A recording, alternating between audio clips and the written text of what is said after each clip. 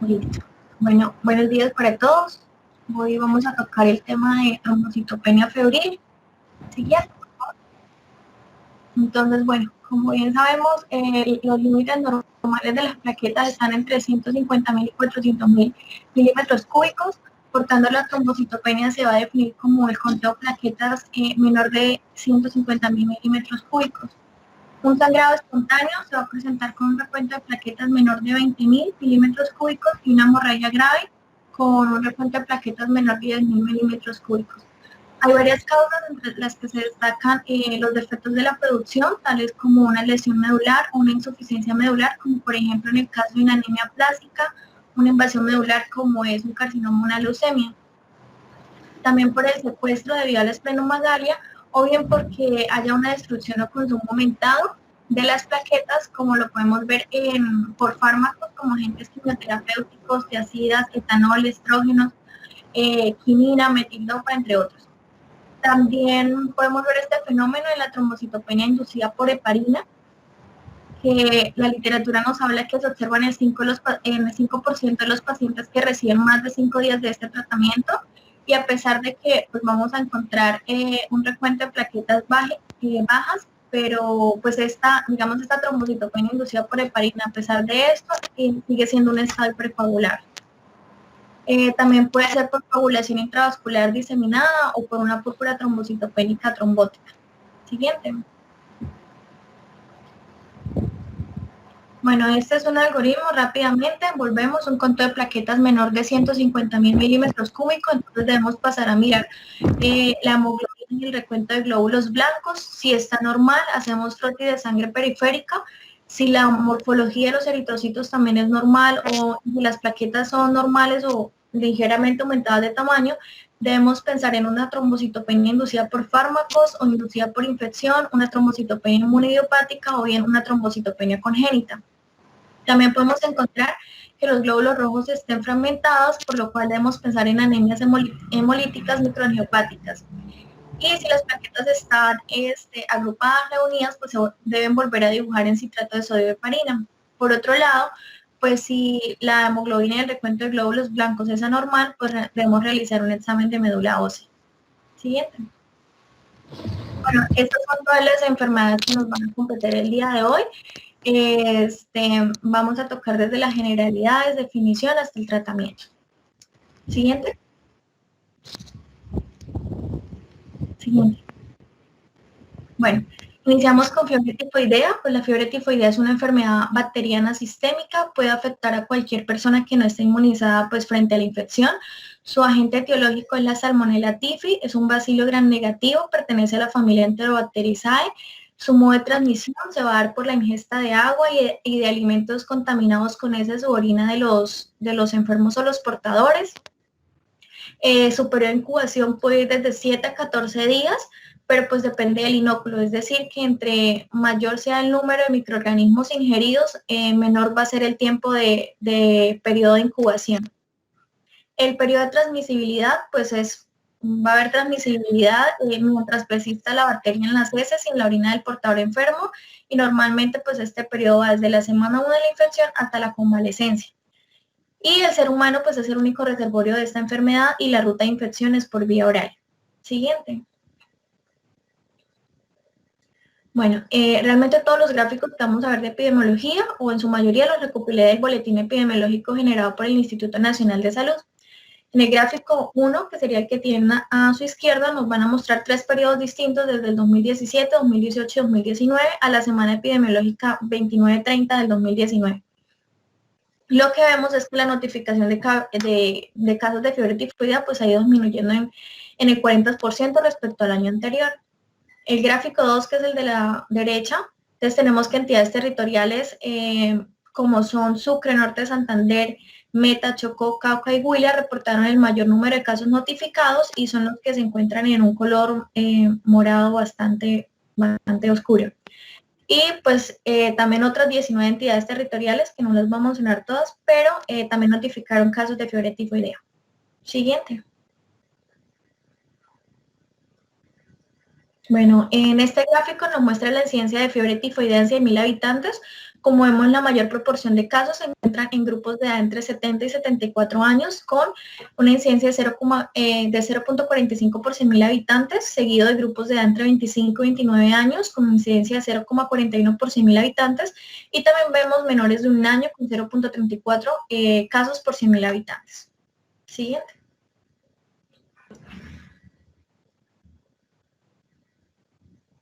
Bueno, vamos a hablar ahora de la fisiopatología. La Salmonella typhi entonces va a ingresar por la boca porque es ingerida pues, con los alimentos o el agua contaminada.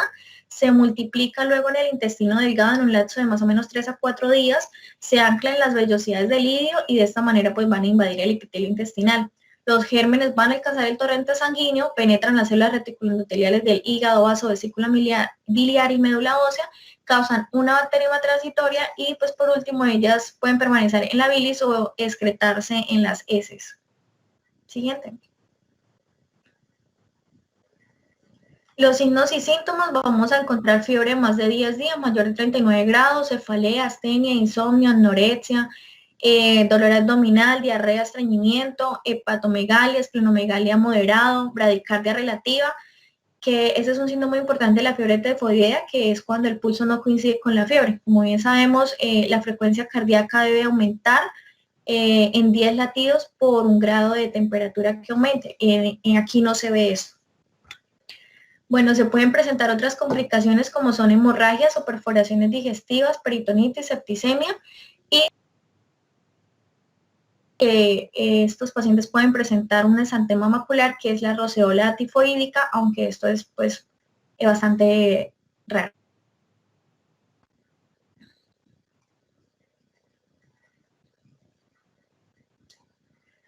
Bueno, aquí lo que vemos es, pues yo los ajunté como por semanas. Entonces, en la primera semana vamos a ver que la temperatura va a ir subiendo. Tenemos bradicardia relativa, que ya lo he mencionado, el malestar general, la cefalea, la tos, hay leucopenia, linfocitosis relativa. Hacia la segunda semana es que vamos a encontrar la trombocitopenia febril, delirio, en la parte inferior del pecho, del abdomen, la respiración está agitada, hay diarrea, estreñimiento, hepatoesplenomegalia. Hacia la tercera semana es que se van a ir presentando las complicaciones. Entonces tenemos desde hemorragias intestinales hasta perforación intestinal que puede dar peritonitis, accesos que puedan derivar en encefalitis, colecistitis, endocarditis, entre otras, o bien una coagulación intravascular diseminada. Ya hacia la semana cuarta ya se va a ir restableciendo la temperatura y el paciente pues va a quedar como portador. Siguiente. Bueno, el diagnóstico: tenemos primero el hemocultivo. El hemocultivo se va a realizar en pacientes que tengan menos de 14 días de evolución. Debemos tomar 2 muestras de sangre en diferentes sitios de venopunción y no se requiere que sean en diferentes intervalos de tiempo, ya que pues la fiebre tifoidea va a presentar la bacteremia es continua. Es útil para el diagnóstico en el periodo de invasión, identifica la infección en el torrente sanguíneo y en la primera semana de la enfermedad pues encontramos hasta un 90% de resultados positivos. También tenemos el mielocultivo, es muy útil, su sensibilidad es del 90%, tiene la ventaja pues de poder ser positivo cuando el hemocultivo resultó negativo y también después de que ya hayamos iniciado la terapia con antibiótico. Para esto se utiliza para identificar infecciones en el tejido blando de los huesos. El urocultivo puede ser positivo después de la segunda semana y el coprocultivo se debe realizar en pacientes con más de 14 días de evolución. Se toman coprocultivos seriados, esto quiere decir que se toman 3 coprocultivos con intervalos de un día entre uno y el otro, y pues esto también va a depender pues de la regularidad con la que evacúe el paciente. Se realiza hacia la tercera o la cuarta semana, que es la que va a coincidir con la mayor excreción del bacilo. Bueno, el tratamiento lo puse tal cual por si lo desean apuntar. Entonces tenemos que el tratamiento de elección es para adultos ciprofloxacina de 500 miligramos vía oral cada 12 horas durante 10 días. En mujeres embarazadas, amoxicilina de 1 gramo vía oral cada 4 a 6 horas durante 14 días. El tratamiento alternativo o segunda línea tenemos ceftriaxona de 2 gramos intravenosa intramuscular o intramuscular cada 24 horas durante 10 a 14 días, la cefixima de 400 miligramos por vía oral cada 24 horas durante 10 a 14 días, la amoxicilina 1 gramo vía oral cada 4 a 6 horas durante 14 días y o cotrimazole de 160 a 180 miligramos por vía oral cada 12 horas durante 14. En pacientes que sean portadores crónicos, entonces el tratamiento va a ser la ciprofloxacino de 750 miligramos vía oral cada 12 horas, sea durante 4 o 6 semanas, o amoxicilina 1 gramo vía oral cada 6 horas durante 4 o 6 semanas. El resto de tratamientos, el resto de tratamientos, pues es tratar la sintomatología, perdón. Entonces, por lo menos el paciente tiene diarrea, entonces lo que podemos suministrarle es una dieta líquida, si necesario, pues se le da una nutrición parenteral, si se requiere, pues se le reponen los líquidos y los electrolitos, así como pues sangre también. El pronóstico de estos pacientes sin antibióticos, sin terapia, es de una mortalidad del 12%, pero si se da un buen tratamiento temprano oportuno, se reduce al 1% y realmente la mayoría de las muertes que se producen pues son por personas desnutridas, lactantes o personas ancianas. Todos los casos deben informarse a las autoridades sanitarias locales y se le debe prohibir como tal pues al paciente que manipule alimentos o que entre en contacto, hasta que conste que esté libre del microorganismo. ¿Por qué? Porque este bacilo, como lo había dicho, pues puede permanecer por largo tiempo y seguirse excretando. Incluso puede durar hasta un año. Ahora sí, siguiente. Ahora vamos a hablar de la leptospirosis. Es una enfermedad bacteriana que se va a transmitir por la orina de animales infectados. Su agente etiológico es un grupo de bacterias que son las espiroquetas, es de la familia Leptospiridae, de género Leptospira. Su modo de transmisión va a ser por el contacto directo de piel o mucosas con alimentos, suelo o agua contaminado con la orina de animales infectados. El periodo de incubación generalmente son 10 días, con límites entre los 2 y los 26 días. El periodo de transmisibilidad, pues la leptospira comienza a excretarse en la orina como aproximadamente a la tercera semana del inicio de los síntomas. Su reservorio es principalmente los roedores, pero también pueden ser animales silvestres o domésticos como bovinos, equinos, caninos, porcinos. Siguiente. Bueno, en la epidemiología a nivel mundial se registra alrededor de 1 millón de casos graves por año. La tasa de mortalidad es hasta del 10%. Esta enfermedad es una zoonosis de distribución mundial. Puede presentarse tanto en zonas urbanas como rurales. Está muy relacionado con condiciones de vida, es decir, con la pobreza, con la deficiencia sanitaria, con actividades laborales del campo como son los ganaderos y los agricultores, porque pues esto van a favorecer el contacto de animales infectados o con agua o suelos contaminados pues por su actividad. El gráfico 1 es el que están viendo a su izquierda, entonces aquí a simple vista podríamos decir que la incidencia de la enfermedad por 100.000 habitantes ha disminuido a través de los años, pero no es así, sino que se cambió la definición de caso confirmado y por esto hace que, digamos, se vean reflejada una menor incidencia. El gráfico 2, es el que está a su derecha, entonces en este mapa vamos a observar las diferentes entidades territoriales y vemos que las que están así marcadas en un naranja fuerte, que es Risaralda y Tolima, son las que presentaron casos positivos de leptospirosis durante el año 2019, las que más presentaron casos. Le siguieron otras entidades territoriales como son Antioquia, Córdoba, Santander, Valle, Huila y Caquetá. Siguiente.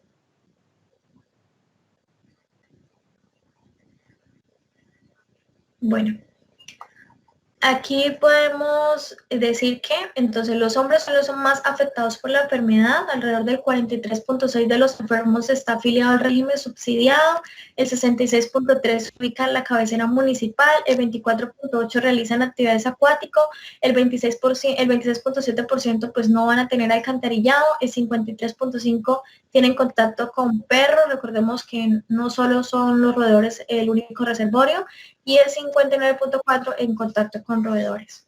Siguiente. Bueno, la fisiopatología o patogenia, vamos a encontrar que el microorganismo pues va a penetrar a través de la piel reblandecida por el agua o por escoriaciones o mucosas, alcanza el torrente sanguíneo, se disemina a todos los órganos, incluyendo líquido cefalorraquídeo y mucosa, y la inmunidad o los anticuerpos van a aparecer entre el 5 y el 7 días, es de tipo humoral y pues va a proteger frente al serotipo a este serotipo infectante. Siguiente. Bueno, el cuadro clínico, tenemos que la leptospirosis es una enfermedad bifásica, tiene una fase leptospirémica que se denomina bacteremia. Se denomina así porque pues la leptospira se va a distribuir por todo el organismo y se puede encontrar en la sangre, dura de 3 a 10 días, se caracteriza por fiebre. Aquí pues el organismo puede cultivarse de la sangre durante esta fase. Tenemos otra fase también que es después de los 6 a 12 días, que es la fase inmune. Aquí ya los síntomas se empiezan pues a resolver, se pueden detectar anticuerpos en suero, ya la bacteria no está en sangre y se inicia la eliminación por la orina. Siguiente. No solo tiene dos fases, sino la leptospirosis también va a presentar dos formas de clínica, dos formas de presentación clínica. Tenemos la forma anitérica, que es lo más frecuente en un 90% de los casos, y tenemos la forma interhemorrágica, enfermedad de Weil. La leptospirosis anitérica dura alrededor de 4 a 9 días. En esta enfermedad pues suele tener un curso benigno, la fiebre es mayor de 39 grados, es de fríos, hay mialgias y cefalea. Esas mialgias pueden ser generalizadas o localizadas. La cefalea es intensa y es de predominio frontoorbitario. Pueden aparecer otras manifestaciones también por sistemas, como es a nivel neurológico, el delirio, alucinaciones, encefalitis. También manifestaciones digestivas como anorexia, náuseas, vómito, dolor abdominal, diarrea. Manifestaciones pulmonares como la tos, el dolor torácico, la omotisis, el síndrome de distrés respiratorio agudo. Y un signo característico también es la inyección conjuntival, y en este caso puede o no presentarse una meningitis aséptica. Siguiente. Bueno, si se contagia durante el embarazo, la leptospira pues puede causar abortos incluso durante el periodo de convalecencia. Siguiente, por favor, gracias. Bueno, en algunos pacientes, entonces, esa fase de septicemia inicial va a evolucionar a una enfermedad ictérica grave, que es esta, el síndrome de Weil. Aquí ya los síntomas y los signos que van a preceder a la ictericia van a ser más intensos, más marcados, de mayor duración que en la forma anictérica. Aquí bien la ictericia es intensa, es rubínica porque predomina la bilirrubina conjugada.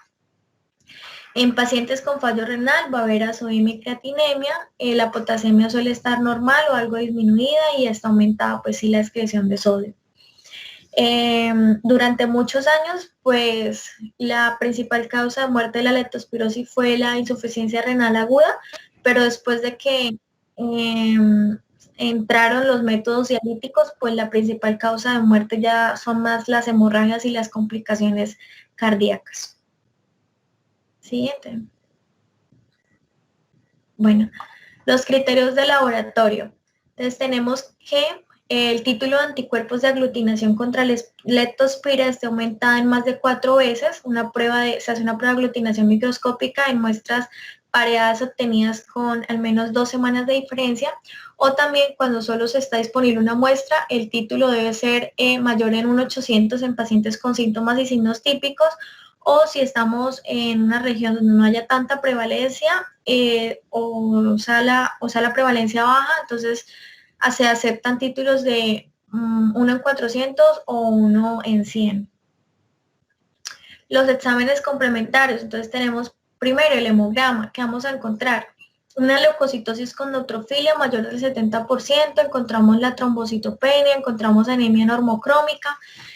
En la bioquímica podemos encontrar que la creatinina de la urea esté aumentada, aumento también de la bilirrubina directa, las transaminasas pueden estar normales o un poquito elevadas, la CPK sí está muy elevada, hay hipocalemia, esto se presenta en los pacientes con insuficiencia renal, puede haber también acidosis metabólica en los estadios finales de las formas pues graves, y el tiempo de protombina estaría prolongado.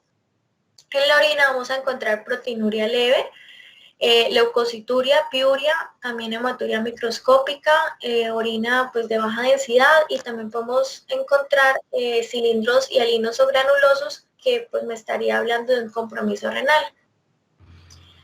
A nivel de litros de palorraquídeo podemos encontrar pues células habitualmente entre 100 y 500 milímetros cúbicos con predominio linfocitario, que estén aumentadas las proteínas entre 50 y 100 miligramos por mililitro.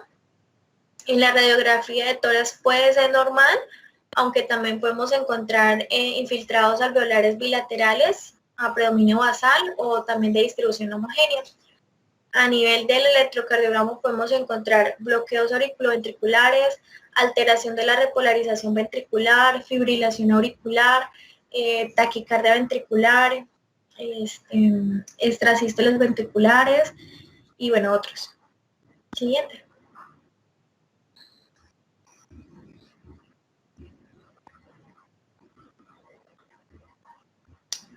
¿Sí? Nuevamente el tratamiento está tal cual, entonces tenemos farmacológico en adultos, penicilina sódica de 2 a 4 millones cada 6 horas, intravenoso por 7 días, junto con amoxicilina de 500 miligramos cada 8 horas por 7 a 10 días. En pacientes alérgicos a la penicilina se administra doxiciclina de 100 miligramos 2 veces al día vía oral por 7 días, o tetraciclina de 500 miligramos cada 6 horas vía oral ¿por qué? Por 7 días. Siguiente, por favor. Bueno, ahora vamos a hablar del paludismo o malaria. Es una enfermedad potencialmente mortal, es causada por parásitos que se transmiten al picadura de mosquitos hembra infectados. Estas son del género Anopheles.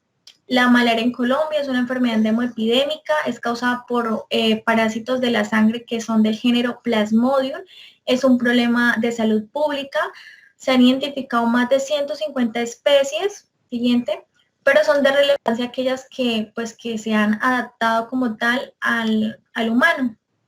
Vamos a encontrar Plasmodium falciparum, Plasmodium vivax, Plasmodium malariae y Plasmodium ovale. Los plasmodios pues son transmitidos al hombre por mosquitos hembras, ya lo había dicho, de género Anopheles, que al picar, o bien también puede ocurrir por la transmisión directa de los glóbulos rojos infectados, ya sea por vía transfusional o por transmisión vertical de la mamá al feto, o por pinchazos con jeringas contaminadas.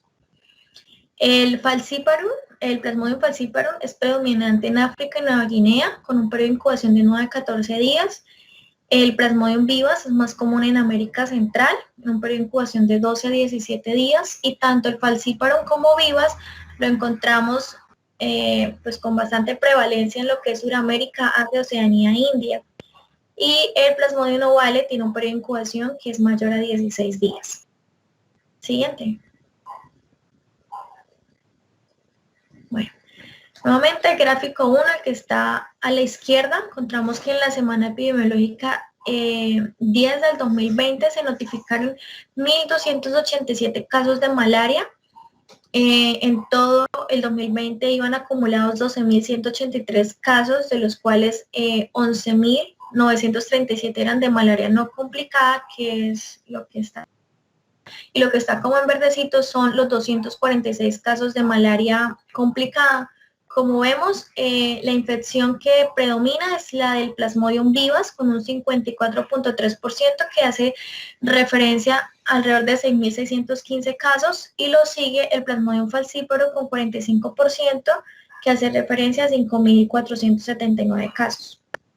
El gráfico a su derecha nos va a mostrar los departamentos.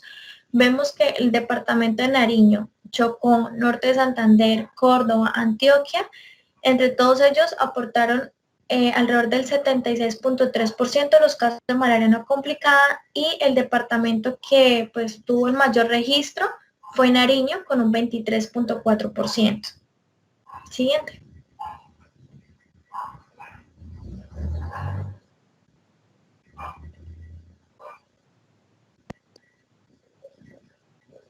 Siguiente. Gracias. Bueno, en la semana epidemiológica dial del 2020, entonces vamos a mirar la columna donde dice índice parasitario de malaria. Entonces aquí tenemos que hay un índice parasitario de malaria de 1.51 casos por 100.000 habitantes en riesgo y vemos que el municipio de Tarapacá, no sé si lo pronuncie bien, que está en el Amazonas, presenta un índice parasitario alto con 91.6 casos por 100.000 habitantes en riesgo. El gráfico de la derecha ya nos va a hablar es de la malaria complicada. Entonces, de esos 246 casos que les estaba contando, el 68.3 presentó complicaciones hematológicas, el 23.2 complicaciones hepáticas, el 15% que hace referencia como a 37 casos presentó otras complicaciones. Asimismo, en estos casos de malaria complicada, 17 venían del exterior, 42.7 eran mujeres, 8.9 eran niños entre 1 y 4 años, 25.6 era población indígena y el 52.8% venían de zona rural. Siguiente.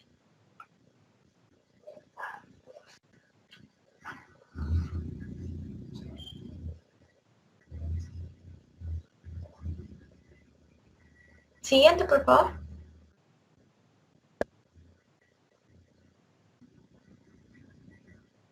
Gracias. Bueno, en la patogénesis vamos a encontrar varias etapas. Tenemos que en el ciclo del Plasmodium va a existir un agente vector que sería la hembra del mosquito Anopheles. Aquí va a haber una reproducción sexual y en el hospedador intermediario, que sería el ser humano, en este caso sería el ser humano, vamos a encontrar que se produce la reproducción asexual. Entonces tenemos tres etapas. La primera etapa es la que está con la letra A, es una etapa exoeritrocítica o mejor dicho hepática. Entonces tras la picadura del mosquito, este mosquito pues va a inocular el parásito existente que está en su saliva a la sangre del sistema linfático del huésped. Luego, el plasmodium se encuentra allí en la fase de su ciclo conocido como es el esporozoito. Los esporocitos van a pasar al torrente sanguíneo hasta que llegan a los hepatocitos. Allí se van a multiplicar por exogénesis y forman el exonte hepático, que lo podemos ver en donde está el numerito 3. Después rompe el hepatocito y aparece un nuevo estadio del plasmodium, que es el merozoito. Aquí es donde ya ocurrió el primer ciclo asexual. Entonces, esos merozoitos bien pueden volver a reinfectar hepatocitos o pasar al torrente sanguíneo donde penetran eritrocitos, que sería la etapa B. Ahí está etapa B, eritrocítica o sanguínea. Entonces, ya en los eritrocitos, esos merozoitos comienzan a alimentarse de la parte proteica de la hemoglobina y aparece el trofosodito. Nuevamente por exogénesis se multiplica en el interior de la célula, forma el exonte hemático, que lo vemos en el numerito 6, rompe la célula y libera nuevos merozoitos.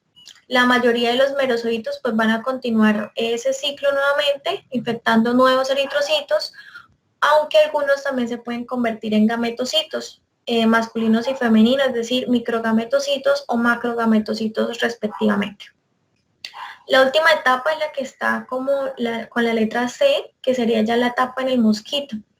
Entonces, si el individuo infectado el individuo que ya está infectado es picado por un mosquito, entonces esos gametocitos masculinos y femeninos van a pasar al mosquito.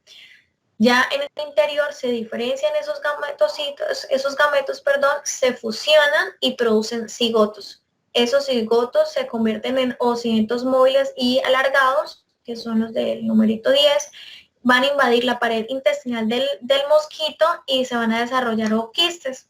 Esos ooquistes van a crecer, se rompen y liberan una nueva generación de esporozoitos. Esos esporozoitos van haciendo como su caminito hacia las glándulas salivales del mosquito y pues aquí el plasmodium puede volverse a, pues digamos así, a inyectar a otro huésped. Siguiente.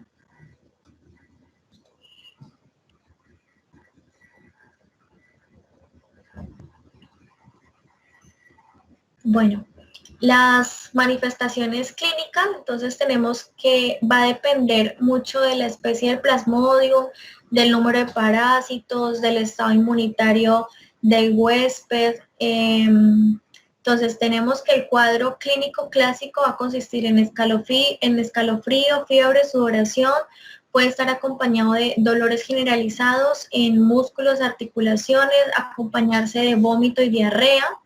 El ataque agudo.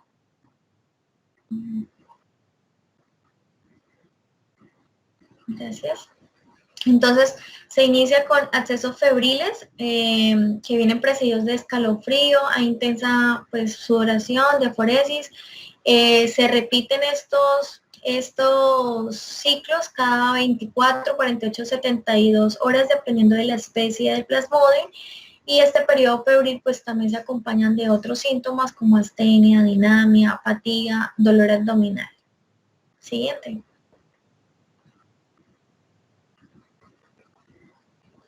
Bueno, las complicaciones tenemos postración e incapacidad para alimentarse, respiración acidótica, shock, que la presión sistólica sea menor de 80 milímetros de mercurio, el edema pulmonar, sangrado normal, una ictericia con evidencia de compromiso de órganos vitales, anemia severa, hipoglicemias, infección respiratoria aguda. A nivel de las complicaciones neurológicas, vamos a tener que la malaria cerebral es la complicación más grave que se produce por el Plasmodium falciparum. Se inicia de manera súbita. Esta complicación representa alrededor del 2.5 de los pacientes y de estos, pues, entre el 15 y el 50% pues va a fallecer.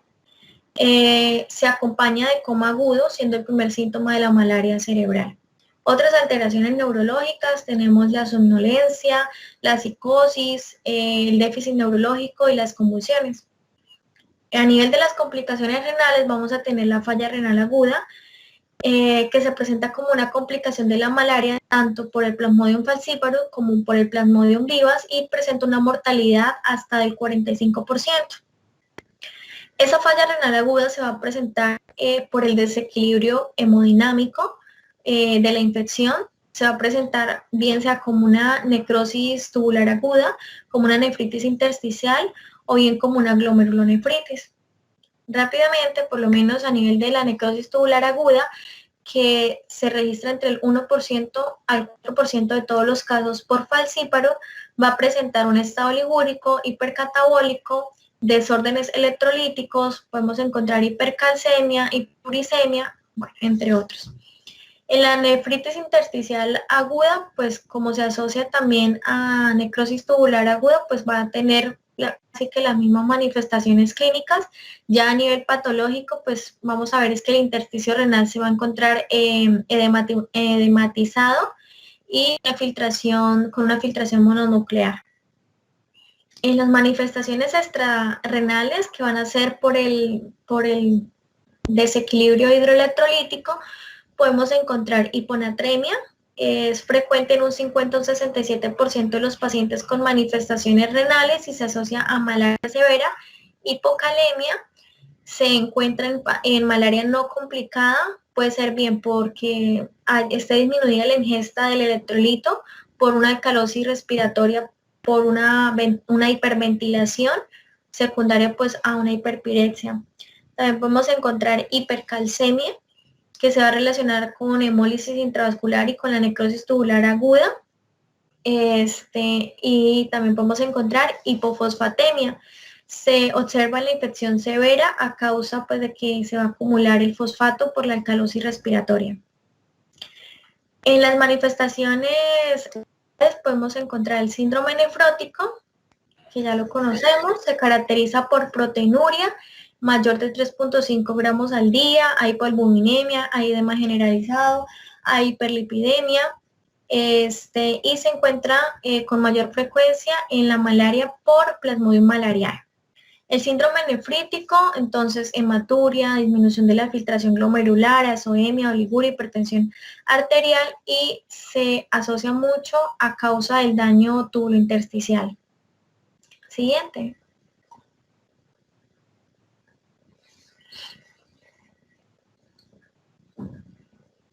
Bueno, el diagnóstico. Como tal, el diagnóstico se basa en varios criterios, desde los clínicos, epidemiológicos, hasta los criterios de laboratorio. Debemos realizar una buena anamnesis, un buen examen físico que nos pueda pues, orientar a la enfermedad.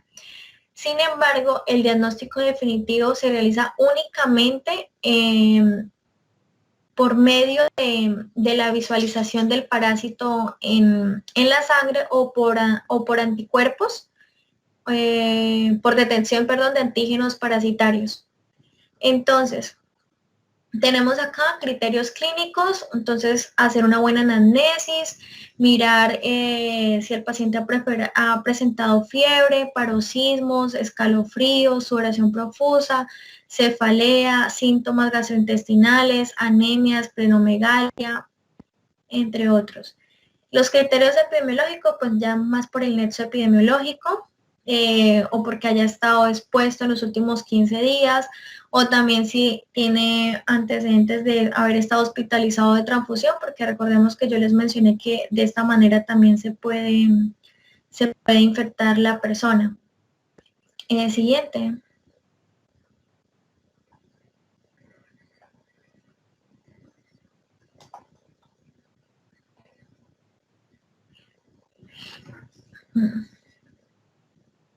Bueno, el laboratorio que sería realmente el examen confirmatorio, entonces tenemos el examen de gota gruesa, es el mejor diagnóstico, es conocido, el mejor diagnóstico conocido para la malaria, se recomienda como la primera opción para el diagnóstico, para establecer el diagnóstico. Es sensible, pero es bastante difícil de preparar e interpretar y realmente pues depende también de la persona que lo vaya a leer el examen como tal. Porque es difícil también de preparar porque los eritrocitos se destruyen antes de la tinción. Para confirmarlo, debemos ver o encontrar entre 5 a 10 parásitos en microlitro de sangre y para decir que la prueba es negativo, entonces debemos haber leído al menos 200 campos de microscópico y se recomienda que si la gota gruesa nos da negativo, pero tenemos sospecha por nexo clínico epidemiológico, entonces debo repetir nuevamente el examen a las 24 horas. También tenemos los frotis frescos de sangre que son teñidos con HIMSA. Bueno, permiten evaluar aquí ya la morfología del parásito dentro del eritrocito, me ayuda a identificar ante qué especie estoy, determinar el parasitemia. Y las pruebas rápidas de diagnóstico ya me van a detectar, son el antígeno del parásito en una pequeña cantidad de sangre. Voy a necesitar entre 5 a 15 unidades por litro, microlitros. Siguiente.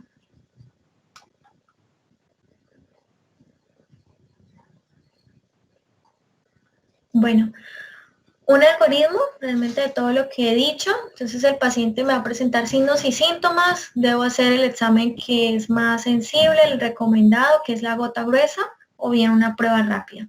Si el examen es negativo, pero tengo todavía sospecha clínica por nexo epidemiológico, nexo clínico, te repito la gota gruesa a las 24 horas. Si es positivo el examen, miro si hay signos de peligro. Si no hay, estoy frente a una malaria no complicada y le voy a dar tratamiento, pues dependiendo de la especie. Entonces, si estoy frente al Plasmodium falciparum de una malaria no complicada, le voy a dar artemeter y lumefantrine. Le doy 6 dosis en total, lo distribuyo en 2 tomas al día durante 3 días en tabletas de 20 miligramos de artemeter y 120 miligramos de lumefantrine. Si estoy frente al Plasmodium vivax de una malaria no complicada, le doy al paciente cloroquina bifosfato en una dosis total de 25 miligramos por kilogramo base, iniciando con 10 miligramos por kilogramo, seguido de 7.5 miligramos por kilogramo a las 26 y a las 46 horas. En conjunto le doy primaquina de 0.25 miligramos por kilogramo por día, esto sea durante 14 días. Vuelvo y hago gota gruesa para realizar control entre los 3 o los 7 días. Si es positivo, pues debo cambiar de tratamiento, poner otra línea, porque no está funcionando. Si es negativo, pues quiere decir que la respuesta clínica es adecuada. Por el otro lado, tenemos que si el paciente sí presenta signos de peligro, entonces estoy frente a una malaria complicada y miro si está aún embarazada. Si no está embarazada, entonces el tratamiento seguiría el siguiente. Artesunato intravenoso 2.4 miligramos por kilogramo intravenoso al ingreso y luego se le da a las 12 y a las 24 horas. Se da intravenoso hasta que el paciente tolere la vía oral y se completan los 7 días. Si ya el paciente tolera la vía oral, entonces le voy a dar artesunato, pero vía oral. Se le da 2.4 miligramos por kilogramo hasta 7 días, junto con doxiciclina de 3 miligramos kilogramo por día por 7 días, o artesunato con clindamicina de 15 a 20 miligramos por kilogramos, que se distribuyen entre 3 a 4 dosis durante 7 días. Si el paciente está embarazada, entonces en el primer trimestre se le da quinina intravenosa o clindamicina, y en el segundo tercer trimestre artesunato intravenoso y manejo de las complicaciones. Cuando hablo de manejo de complicaciones, tanto si está o no embarazada, me refiero por lo menos si el paciente tiene convulsiones, entonces pues mantener la vía aérea despejada, puedo darle pues oportunamente diazepam intravenoso. Si el paciente tiene choque, entonces sospechar que estamos frente a una septicemia, para ello realizar cultivos de sangre, administrar antibióticos parenterales, corregir si tiene algún desequilibrio hemodinámico. Si presenta anemia severa, pues se le transfunde sangre. Si tiene falla renal aguda, pues primero en evaluar cómo están los líquidos, los electrolitos. Si ya está establecida, pues empezar hemodiálisis o diálisis peritoneal. Con eso me refiero a manejo de las complicaciones. Siguiente.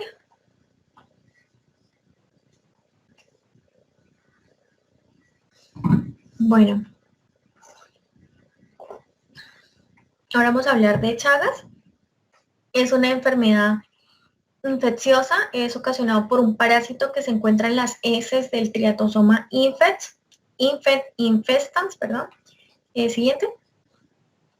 Entonces, es el resultado de la infección por el Trypanosoma cruzi. Es un protozoario. Su modo de transmisión, tenemos que el tripanosoma puede ser transmitido de varias formas. La más importante es la vectorial, que ocurre cuando pues hay contaminación de la piel y las mucosas con las heces del triatomino pues que está infectado. Que al picar pues van a defecar sobre el huésped, dejan los tripomastigotes metacíclicos y que pueden entrar en contacto con conjuntiva o ulceraciones de la piel que se pueden producir por el mismo rascado. También se puede transmitir oral por el consumo de alimentos o bebidas que estén contaminados con heces de triatominos, también por transmisión transfusional, pues por presencia de los tripomastigotes vivos e infectantes en la sangre del donante, o bien también por transmisión vertical por el paso del parásito pues a través de la placenta hacia el feto. El periodo de incubación, si es por transmisión oral, tenemos de 3 a 22 días, si es por transmisión vectorial de 4 a 15 días, transfusional de 30 a 40 días. El vector van a ser los insectos hematófagos y el reservorio pueden ser los hombres o también otros mamíferos. Bueno, en el gráfico de la vemos que el sistema de vigilancia de salud pública en Colombia ha confirmado 248 casos de Chagas entre el 2012 y el periodo 6 del 2019. Entonces, lo que nos muestra el mapita es que el 40.3 de esos casos ocurren por brotes de transmisión oral y se registraron 21 brotes de transmisión oral en el 2019 en departamentos como son Santander, Casanare, Cesar, Meta, Bolivia, Antioquia, en Chocó y Atlántico. En el gráfico que está a la derecha, vemos que al periodo 6 del 2019 han presentado 5 brotes. Según los reportes desde el 2018, pues nos hablaban de que nunca se habían presentado tantos brotes, tantos brotes de transmisión oral en un mismo año. Entonces tenemos entidades territoriales que están marcadas ahí en azul. Por ejemplo, la de Antioquia a nivel de Puerto Colombia, se registró el brote de una familia que era de nacionalidad venezolana, residían acá en Colombia, y se habló que la fuente de la posible infección eran alimentos traídos pues de otra zona, y aquí hubo 2 muertes, entre ellas una menor. En Chocó, en San José de Palmar, se presentó en una familia de la zona urbana del municipio por consumo directo de la sangre del armadillo. Se afectó a un adulto mayor, una menor de 14 años, pero pues no se presentó mortalidad. En Casanare, en Maní, también hubo una transmisión, pero más a contexto laboral. Hubieron más de 22 personas infectadas, no hubo mortalidad, no hubo bajas, y se relacionaba a una infección en una fuente hídrica y en alimentos de la cocina que se utilizaban pues para preparar los alimentos. Bueno, siguiente.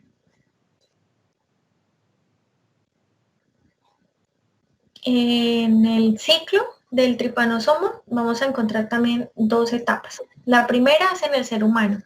Entonces el ciclo se va a iniciar cuando el hematófago, que es el vector, llámese chupasangre, llámese chinche, besucona, pito, bichunca, o otros nombres que tenga, va a infectar al ser humano y el defeca. Entonces esos tripomastigotes metacíclicos se transmiten en las heces. Ellos van a entrar al hospedador a través de una herida, una laceración, producto del rascado, bueno, o por las conjuntivas, etc. Cuando entran a la célula humana, entonces se van a convertir en amastigotas. Esta es una etapa reproductiva, se da a través de la fisión binaria. Después de la reproducción, una gran cantidad de esas amastigotas se encuentran en la célula infectada y forman los pseudoquistes. Vemos donde está marcado el número 3.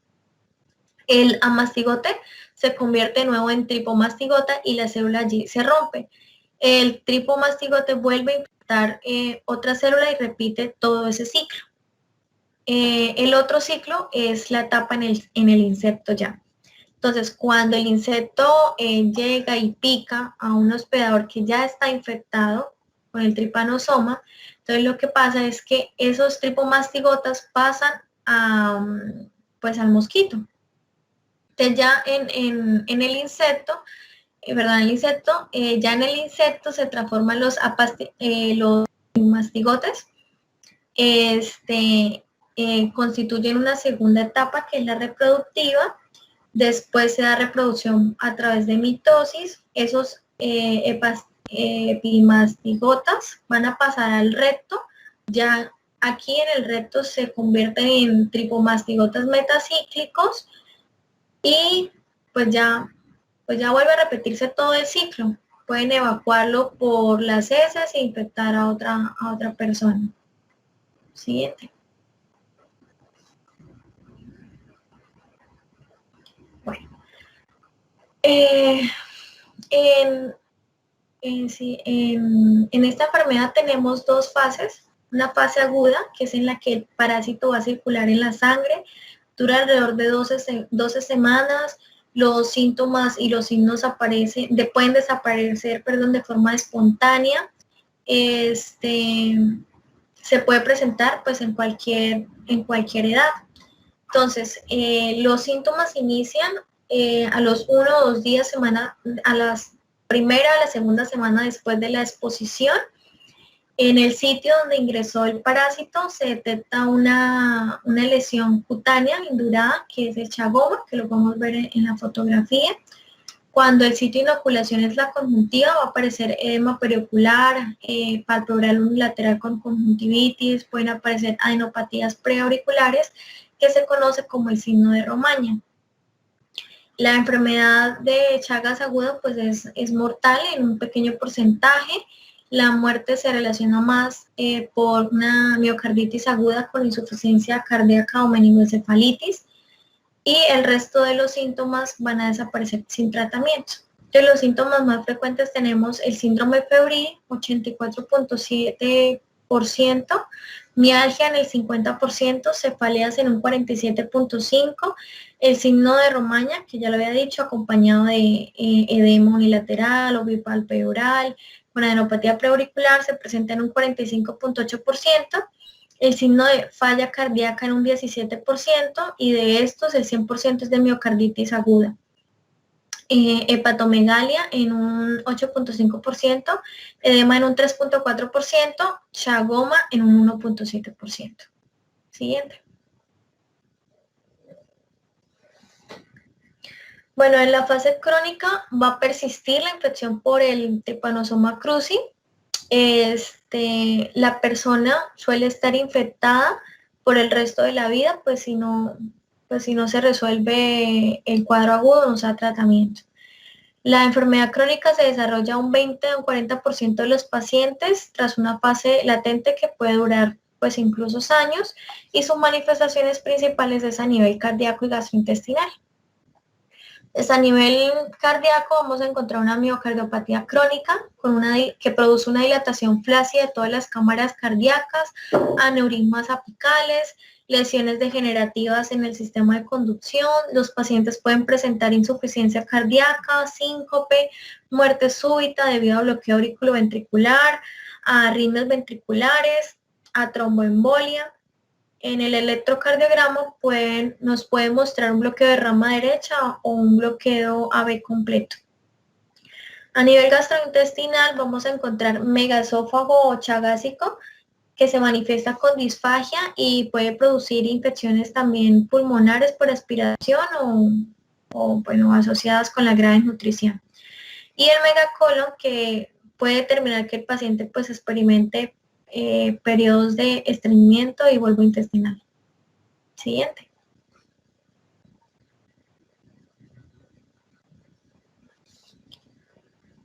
El diagnóstico de laboratorio, bueno, inicialmente en todo caso que sospechemos, se va a diagnosticar también por la presencia del parásito en cualquiera de estos métodos que les voy a decir.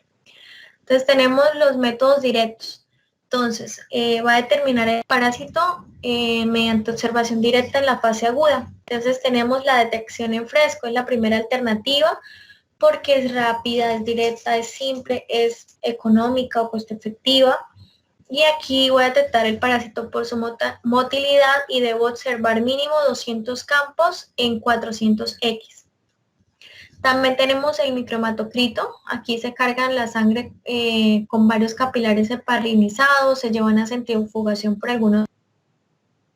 Se cortan esos capilares entre unas interfaces y se examinan. La gota gruesa pues ya es menos sensible. Permite concentrar varias capas de sangre y comprueba o me ayuda a mirar las características morfológicas del parásito. Los métodos indirectos, entonces tenemos la PCR para amplificar el ADN del parásito, el hemocultivo en medios como la triptosa de infusión de hígado, que es positivo a los 30 o 60 días, y ya en fase crónica el diagnóstico es serológico, entonces por la detección de anticuerpos de inmunoglobulina G. Si es positivo este diagnóstico serológico, debo hacer una segunda prueba por una técnica de inmunofluorescencia directa y debo tener en cuenta que los títulos pues, deben ser mayores o iguales a 1 en 32. Siguiente.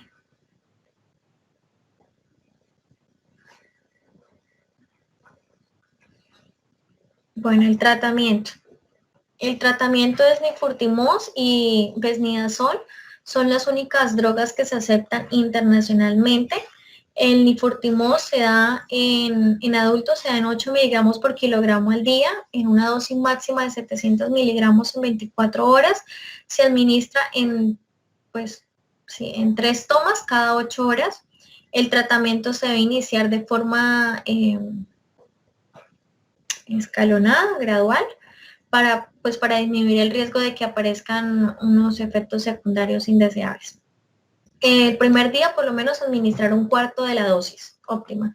El segundo y el tercer día se administra la mitad y ya el cuarto día pues puedo llegar ya a la dosis máxima.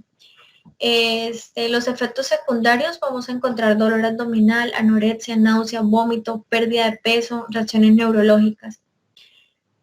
El otro tratamiento es el besnidazol. Se dan comprimidos de 100 miligramos dosis. La administración se da en 2 tomas diarias. Se da de 5 a 10 miligramos por kilogramo al día, no importa la edad. Se da tratamiento durante 60 días. Y las reacciones adversas tenemos neuropatía periférica, erupciones, granulocitopenia. Siguiente. Ahora vamos a hablar de VIH. Bueno, el VIH es un trastorno vírico que destruye pues, los glóbulos blancos, los leucocitos. Es el virus de la inmunodeficiencia humana, es un lentivirus de la familia Retroviridae, es causante del síndrome de inmunodeficiencia adquirida, que es el SIDA. Su ARN o su material genético es ARN, es monocatenario. Su característica principal consiste en que su periodo de incubación es bastante largo, puede durar años, y pues va a terminar eso, evolucionando una enfermedad con el transcurso de los años, que sería la inmunodeficiencia adquirida o otras que vamos a ver más adelante. Existen 2 tipos llamados el VIH-1 y VIH-2. El VIH-1 es el del virus descubierto originalmente, es el más virulento, es el que causa pues la mayoría de infecciones por VIH en el mundo. No es contagioso, pero digamos que se encuentra más exclusivamente en los países de África Occidental. El virus se ha aislado en saliva, en lágrimas, en la orina, en el semen, líquido preseminal, los fluidos vaginales, el líquido amniótico, la leche materna, el líquido cefalorraquídeo, la sangre, otros fluidos corporales. El VIH se puede transmitir por relaciones sexuales, vaginales, anales, orales, de una persona que está infectado y pues que en el acto sexual no utiliza protección. También se puede transmitir a través de sangre en individuos que comparten agujas y jeringas contaminadas porque se inyectan drogas, o bien también en el personal de salud, por pinchazos. También en pacientes que reciben transfusiones de sangre se puede transmitir de la madre al hijo durante el embarazo, el parto, también la lactancia. Siguiente. Bueno, el gráfico de la izquierda nos muestra que al 2019 los casos reportados de VIH han ido en aumento en un 3% en comparación con el año 2018 y que como tal vemos un aumento progresivo desde el 2015. En el gráfico de la derecha vemos que a nivel pues, de toda la distribución demográfica se han registrado 12.682 casos si vigilan al 2019, y en estos el 81.6 de los casos de VIH-Sida se registró en sexo masculino, el 51.4 pertenecían al régimen contributivo, el 40.9 al régimen subsidiado, el 1.5% se presentó en gestantes, el 1.3 en personas que se inyectan drogas, el 98.4 fue por transmisión sexual y el 0.3 de la madre al hijo. Bueno, se registraron 573 casos de VIH que venían del exterior, siendo Venezuela el que más aporta, un 93.4%, y aquí a nivel territorial, pues Bogotá es el que reporta el mayor número de casos. Siguiente.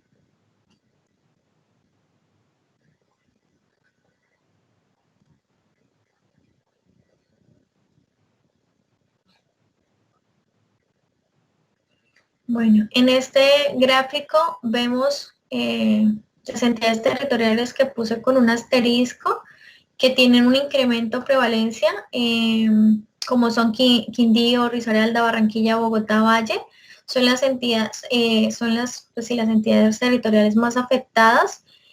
Y por grupo etario, por edades, vemos que va entre los 25 a 34 años y los siguen edades entre 15 y 24 años. Siguiente.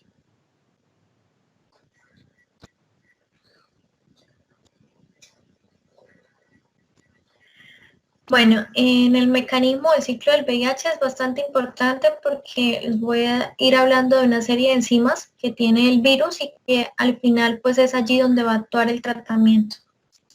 Entonces tenemos donde está el número 1, el enlace y la fusión. Entonces el VIH empieza su ciclo de vida cuando se va a ligar a un receptor de nuestras células, al CD4. También se une a otros 2 correceptores en la superficie de ese linfocito. Luego el virus se fusiona con la célula anfitriona y después de esa fusión libera su material genético, que ya sabemos que es el ARN, a la célula anfitriona. En el número 2 tenemos la transcripción inversa. Entonces, una enzima del VIH que se conoce como la transcriptasa inversa, lo que va a hacer es que me va a convertir esa cadena simple de ARN vírico, la convierte en una cadena doble de ADN vírico. El 3 es la integración. Entonces, ese nuevo ADN del VIH que se forma entra al núcleo de la célula anfitriona y allí aparece otra enzima, que es la integrasa. La integrasa lo que va a hacer es que me esconde ese ADN vírico dentro del propio ADN de la célula anfitriona, como si lo camuflara. El ADN del VIH integrado pues se llama provirus y ese provirus pues puede permanecer inactivo incluso durante años sin generar pues copias del VIH. El 4 es la transcripción. Entonces cuando esa célula anfitriona recibe la señal para que se active, ese provirus utiliza otra enzima que llamada polimerasa de ARN. Allí va a crear copias de ese material genómico, pero en segmentos más corticos de ARN, que es lo que se conoce como ARN mensajero. Ese ARN mensajero se utiliza como modelo para la formación luego de cadenas largas de proteínas del VIH. El número 5, que sería el ensamblaje, entonces tenemos otra enzima del VIH que es la proteasa. Esa proteasa va como a cortar o a dividir esas cadenas largas de proteínas del VIH en proteínas individuales. Entonces, a medida que esas proteínas pequeñas del VIH se unen a las copias del material genético del ARN del VIH, se ensambla una nueva partícula y por último, pues tenemos que ya ese virus ensamblado brota de la célula anfitriona, que va a utilizar si utiliza la envoltura en la cual le van a brotar proteínas y azúcares y todo esto son realmente las glucoproteínas del VIH y esas son las que son necesarias para que el virus como tal se una al CD4 y a los receptores y de esta manera pues pueda generar copias del VIH e infectar a las células. Siguiente. Bueno, la clínica o los síntomas.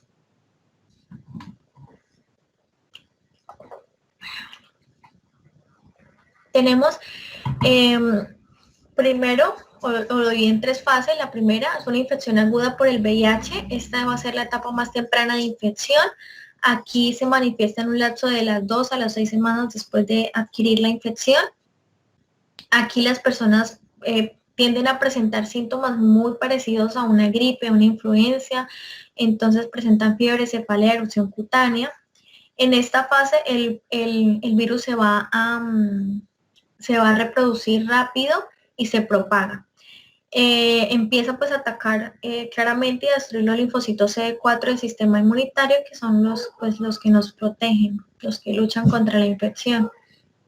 Durante esta fase de infección aguda, la concentración del virus en sangre es muy alta, por lo cual pues me va a aumentar aún más el riesgo de transmisión.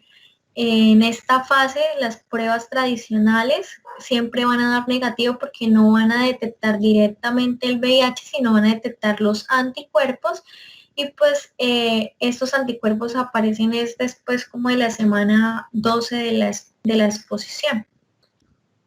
La segunda etapa es la infección crónica por el VIH. Entonces, esta segunda etapa también se conoce como latencia clínica. Aquí pues el VIH continúa multiplicándose en el organismo, pero ya a concentraciones muy bajas. Las personas con la infección crónica por el VIH pueden, no tener síntomas relacionados, y sin el tratamiento antirretroviral, pues la infección crónica por el VIH se convierte en SIDA con el transcurso de los años, digamos de 10 o más años. Se suelen encontrar pues los ganglios linfáticos inflamados, el muguet, que son manchas blancas en la boca por una candidiasis, que es una infección por la o también el herpes zóster, que es lo que llamamos la culebrilla. La tercera etapa es la etapa del SIDA, es digamos la fase final, la más grave de la infección por el VIH. Aquí ya el virus ha destruido completamente nuestro sistema inmunitario. Ya nuestro cuerpo no puede luchar contra infecciones oportunistas o contra el cáncer. Se le diagnostica SIDA teniendo en cuenta el recuento de los linfocitos CD4, que son menos de 200 milímetros cúbicos. O bien si por la presencia de infecciones oportunistas o unas neoplasias, que ya les voy a hablar de eso. Entonces, una persona que recibe un diagnóstico de SIDA puede tener una carga viral muy alta y pues transmitir el VIH muy fácilmente. Si no se le da tratamiento a estas personas, pues realmente el promedio de vida es de unos 3 años en personas ya con SIDA. Siguiente. Bueno, las infecciones oportunistas que les estaba hablando asociadas al SIDA, pues no me voy a detener como tal en esas, son varias. Toxoplasmosis, tuberculosis, criptoporidiosis, meningitis criptococócica, infección por citomegalovirus y pues ciertamente muchas otras. Siguiente.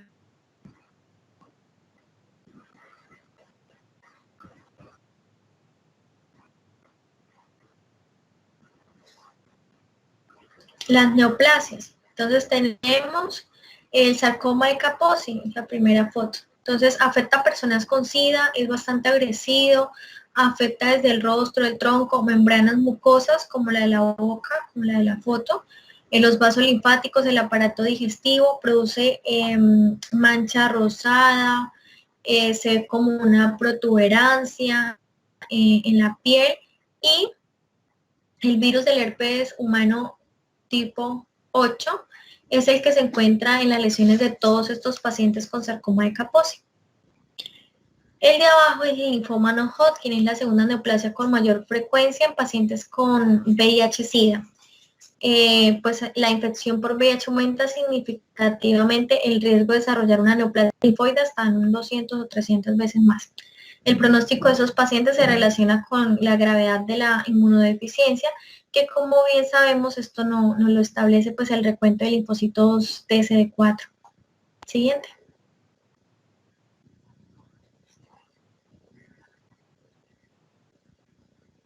Bueno, diagnóstico. Aquí es muy importante también la anamnesis, entonces los médicos deben preguntar sobre Deben preguntar sobre los factores de riesgo para contraer la infección, como digamos es la exposición profesional, si tiene actividades sexuales de alto riesgo, si consume, pues si se inyecta drogas o otros síntomas relacionados como son fatiga, erupción cutánea, la pérdida de peso. La prueba se realiza se llama prueba de cribado por combinación. Entonces tenemos anticuerpos contra el VIH y tenemos el antígeno del VIH, que es el P24. Como el cuerpo tarda varias semanas, o el sistema inmunológico como tal, tarda varias semanas en producir los anticuerpos para ser detectados por la prueba, pues estos suelen ser negativos durante las primeras semanas de infección del virus. Entonces utilizamos la prueba de antígeno P24, que es positivo alrededor de la segunda semana después de la infección inicial. Siguiente.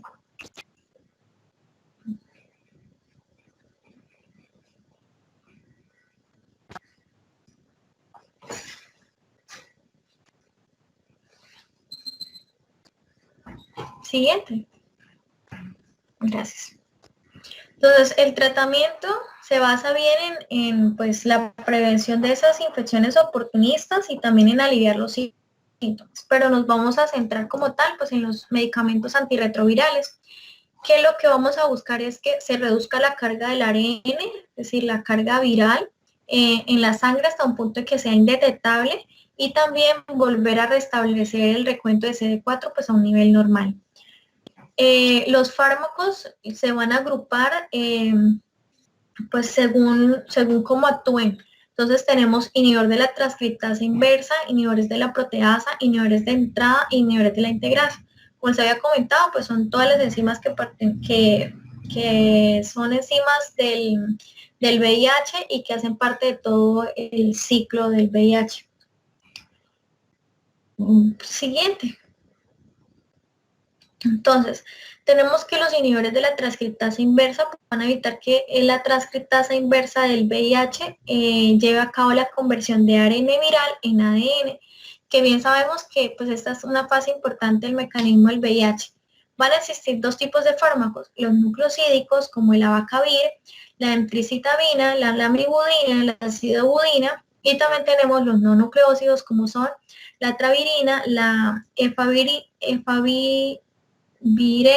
la doravirina, la nevirapina y la rilpivirina.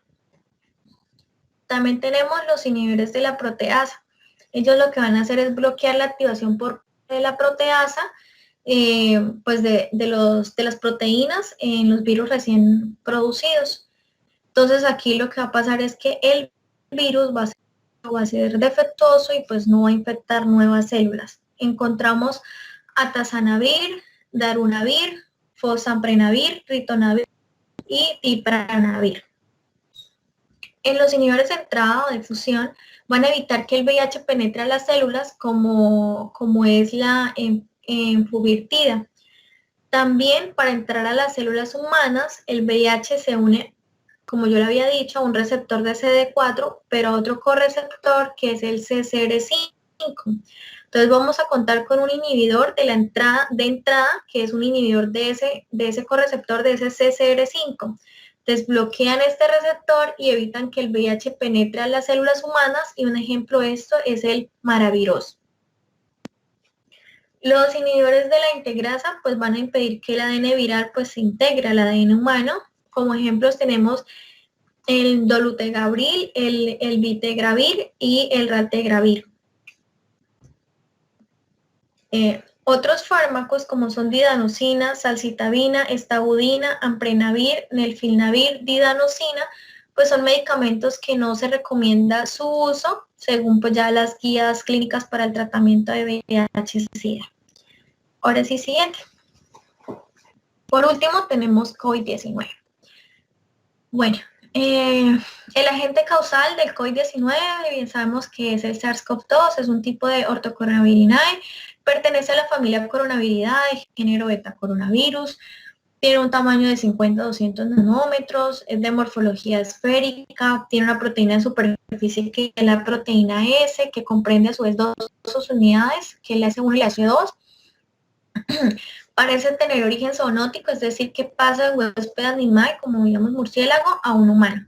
El genoma del virus es ARN monocatenario, sobrevive 14 días después de la exposición al virus.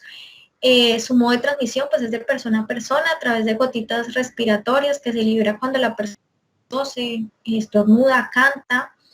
Se habla que el virus permanece en aerosoles por más de 3 horas. El SARS-CoV-2 puede persistir en cartón, plástico, acero inoxidable durante días y los pacientes pueden ser infecciosos 1 o 3 días antes del inicio de los síntomas. Siguiente.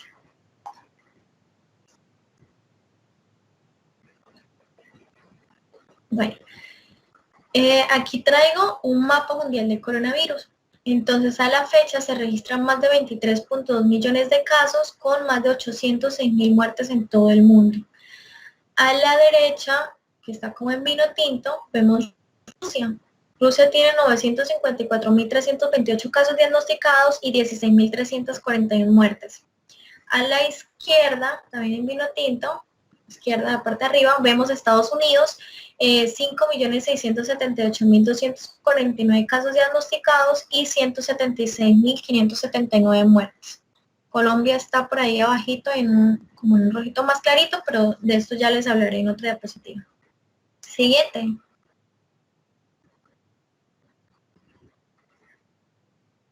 Este sería el mapa de América Latina y el Caribe.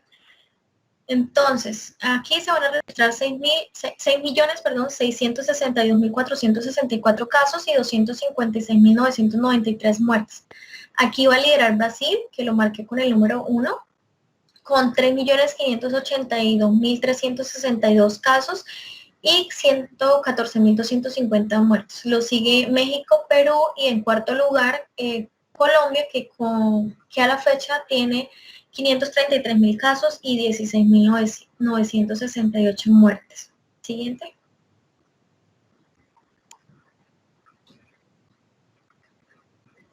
Bueno, aquí les pido disculpas porque se me olvidó actualizar este boletín. Yo lo saqué a la fecha, era del 22 de agosto. Bueno, entonces a esta fecha, del 22 de agosto, se habían reportado 8.793 casos, 490 muertes, 112 pacientes en UCI y 628 hospitalizados. Y Cúcuta lidera con 5.766 casos y 354 muertes. Siguiente. Bueno, ¿cómo ingresa el virus al cuerpo? Básicamente lo que sucede es que el virus SARS-CoV-2 utiliza dos proteínas de la superficie de nuestras células, como es la enzima convertidora de angiotensina, la que está marcada ahí con AC2, y también utiliza la TMPRSS2, que es una proteasa de transmembrana de serina 2. Entonces ya sabemos que esa proteína de K2 o AC2 es el receptor para una hormona llamada la angiotensina 2 que regula la presión arterial. A su vez, el virus, como vemos en la imagen, en su superficie va a contar con una proteína, que es la S, que a su vez fusiona como en forma de una llave que se ancla o se une a la enzima convertidora de angiotensina 2. En ese momento que se une, ahí donde está la flechita roja, llega la proteasa, que es la TMPRSS2, corta la proteína S en dos fragmentos y permite de esta manera que ingrese el virus por endocitosis. Siguiente. Bueno, entonces tenemos que el SARS-CoV-2 se acopla al receptor de la enzima convertidora en angiotensina 2, que se encuentra en células epiteliales, alveolares, endoteliales vasculares, macrófagos alveolares, entre otros. Posterior a la fusión de membrana, pues se va a liberar el ARN del virus al citoplasma del huésped. Se da un complejo, que es el complejo de replicación, transcripción, ensamblaje. Este virus, el SARS-CoV-2, va a generar eventos inflamatorios a nivel del epitelio alveolar, genera una respuesta inmune, pero esta respuesta pues no es normal, es una respuesta inmune disfuncional o no controlada, no regulada. Entonces vamos a ver un síndrome de liberación de citoquinas, una respuesta inflamatoria exagerada, sostenida a diversos agentes externos, que va a condicionar pues al paciente a un compromiso pulmonar que puede ser mortal, bien sea por un síndrome respiratorio agudo o bien sea también por una falla multiorgánica. Entonces, esa constante activación de células o de la lisis de esas células inmunitarias que me van a inducir a que se libere interferón gamma, factor de necrosis tumoral alfa, genera activación pues de la activación celular seguidamente de liberación de citoquinas proinflamatorias y esto es como un ciclo vicioso, o sea, se vuelve una retroalimentación positiva y pues me va a generar cada vez más una respuesta inflamatoria marcada y pues esto es lo que me lleva al compromiso pulmonar o inmortal del paciente. Siguiente.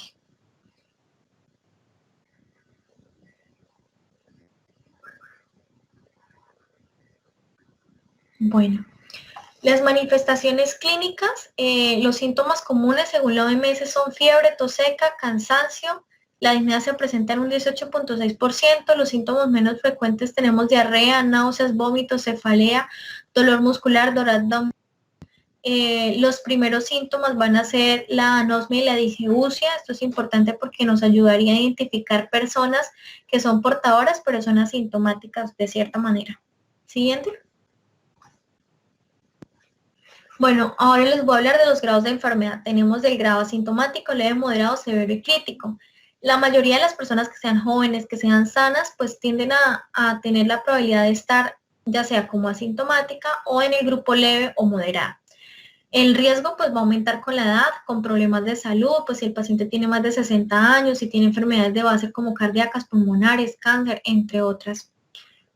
Entonces ya en el grado asintomático pues se ha descrito, como lo había dicho antes, anosmia en personas infectadas que no presentan otros síntomas. Se presenta alrededor de 50 al 75% de los casos que pueden ser asintomáticos. Es importante pues aquí pues digamos seguir bien los consejos del distanciamiento social para evitar pues propagar el virus. Si la persona es asintomática, entonces guardar una cuarentena alrededor de unos 15 días a partir del día pues de la prueba de la prueba, que le hayan hecho la prueba. Quedarse en una habitación aislada, pues lejos de los demás, el constante lavado de las manos, limpiar las superficies que toca, pues porque ya les había comentado que también permanece el virus ahí. En el grado leve tenemos que la mayoría de las personas sanas que sean menores de 60 años y que presenten síntomas, pues van a estar en este grupo, en una forma leve de la enfermedad.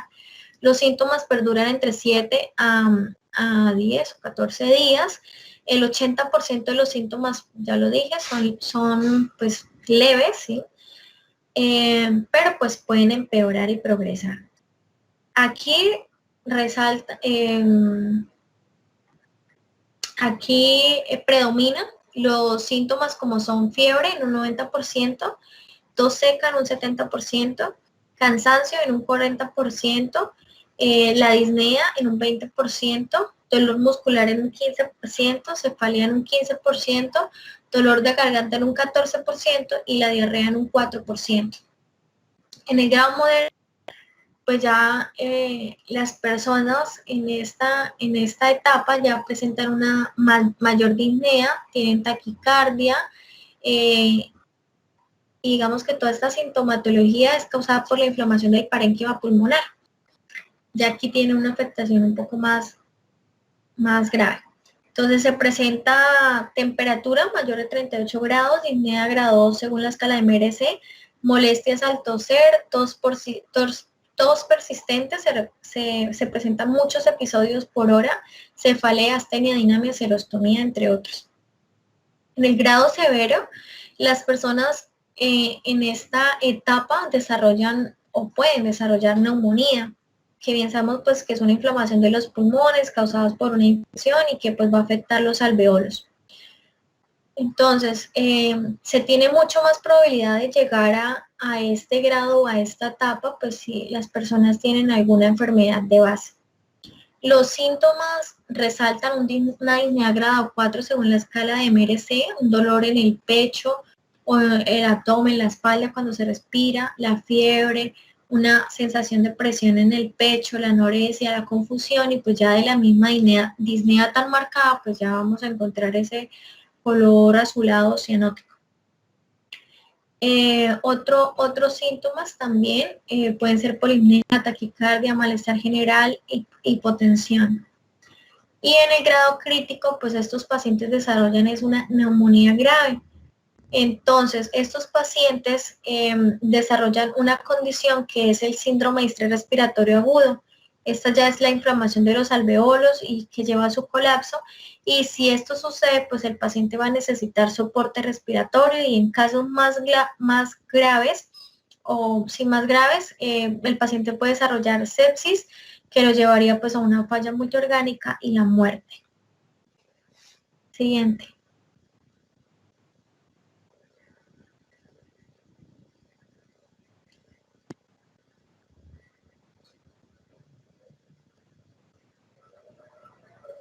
Siguiente. Bueno.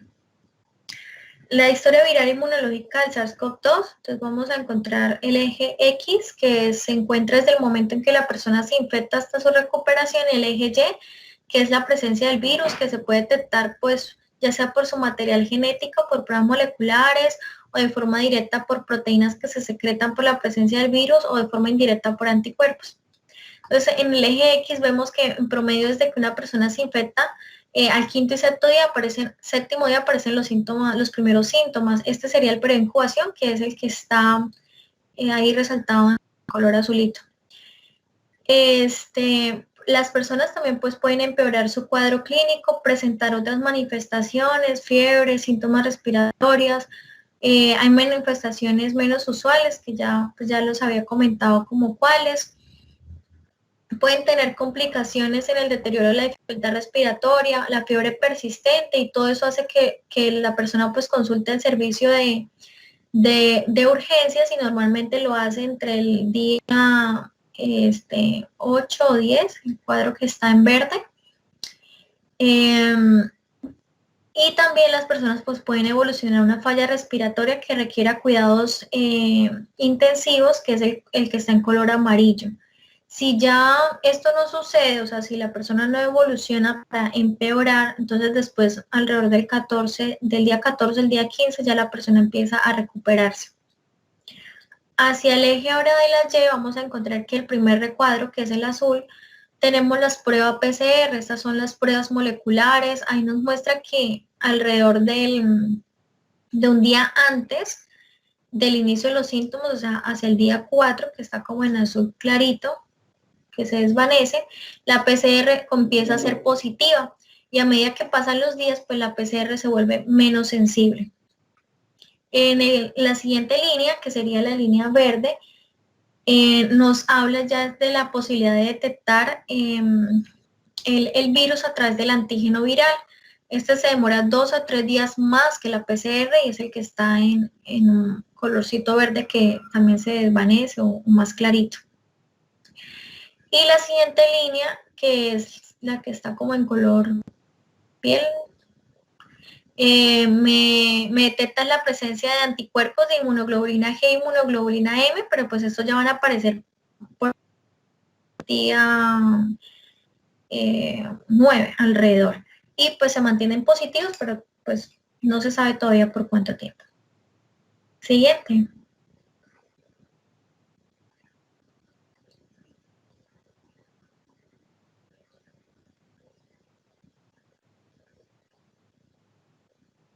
Bueno, un algoritmo rápido: paciente que tengamos sospecha de SARS-CoV-2 por clínica, le debo preguntar cuánto lleva pues desde el inicio de los síntomas para determinar los días de evolución. Si es menor de 10 días, le practico una PCR utilizando muestra de aspirado traqueal o hisopado hipofaringio, hisopado nasofaringio, hisopado nasal. Si es negativo, pues lo descarto, pero si es negativo y tengo sospecha, vuelvo a realizar la prueba a las 48-72 horas. Si es negativo, pues ahora sí lo descarto definitivamente. Si es positivo, empezar tratamiento. Si la PR es positivo, pues me estaría confirmando la presencia del virus del SARS-CoV-2. Si el paciente ya lleva más de 10 días desde el inicio de los síntomas, entonces voy a hacer dos pruebas, la del PCR y la de los anticuerpos. Si el PCR es positivo, ya lo confirmo. Si el PCR es negativo, pero los anticuerpos son positivos, me está hablando un caso probable y debo mirar, pues ya son los anticuerpos. Si es el anticuerpo, si es la inmunoglobulina M la que está positiva, me va a hablar de una infección reciente y pues doy tratamiento terapéutico. Y si es la inmunoglobulina G la que está positiva, que me habla de una infección pasada, pues si lo requiere le doy el tratamiento. Siguiente.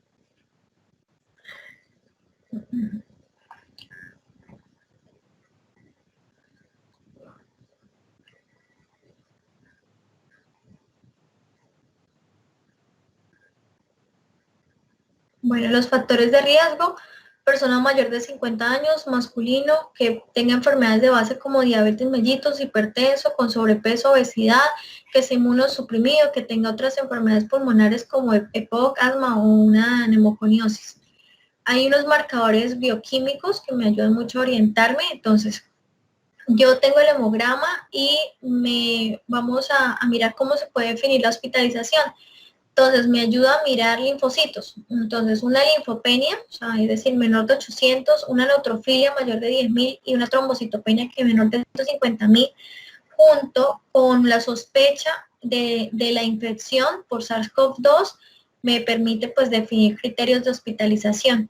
Además de otros como son frecuencia cardíaca mayor de 100 latidos por minuto, frecuencia respiratoria mayor de 20-25, una temperatura mayor de 38, una presión sistólica menor de 80 milímetros de mercurio, una saturación de oxígeno menor del 92% y el índice de Charlos mayor de 1. El índice de Charlos los que nos va a mirar es la comorbilidad del sujeto.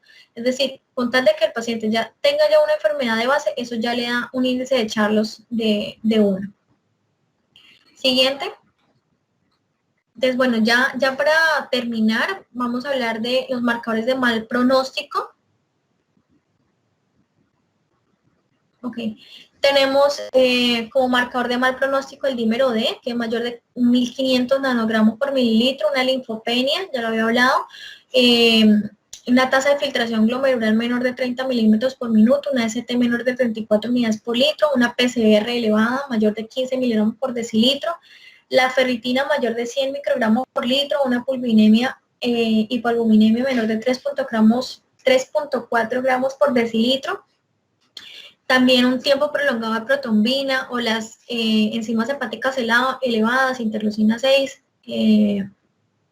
son como los más relevantes, son marcadores de mal pronóstico.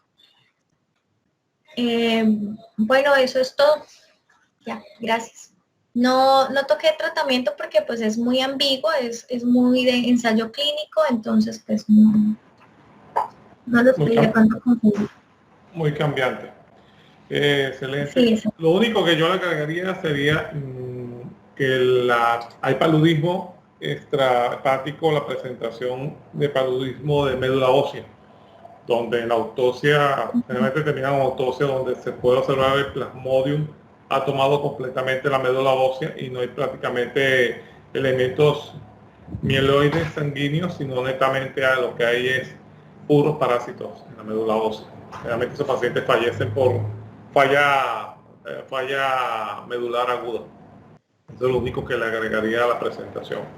Tengan muy en cuenta el signo de Romaña en el Chagas, en la fase de Chagas agudo, las complicaciones de Chagas. Y todas esas enfermedades tienen algo en común. La mayoría son tropicales, excepto el SARS-CoV-2, que es una enfermedad que ha sido pandémica. Todas además son enfermedades tropicales, sí existen, sí se presentan en los pacientes, sí se presentan. Otra cosa, un paciente puede tener dos plasmodios simultáneamente. Lamentablemente puede haber un caso de dos plasmodios simultáneamente y la curva febril pierde su importancia. Un paciente puede tener Plasmodium vivax concomitantemente con Plasmodium falciparum. Es un caso más complicado todavía porque la enfermedad tiende a ser clínicamente más severa. Eso es lo que... Y hay ciertos parámetros de SOFA2 que nos puede hablar acerca inclusive de un shock. Hay shock séptico por secundario a Plasmodium. ¿Oye? Bueno, esto ha sido todo por hoy. Nos vemos mañana entonces. Tenemos, no me acuerdo si es mañana tenemos seminario, sí. Mañana Sí, tenemos pero la de semana febril prolongado. febril prolongado y pasado mañana antibióticos. ¿Listo? Bueno, que pasen buenos días. Chao, chao. Gracias, doctor. Hasta luego. Gracias, doctor. Feliz día.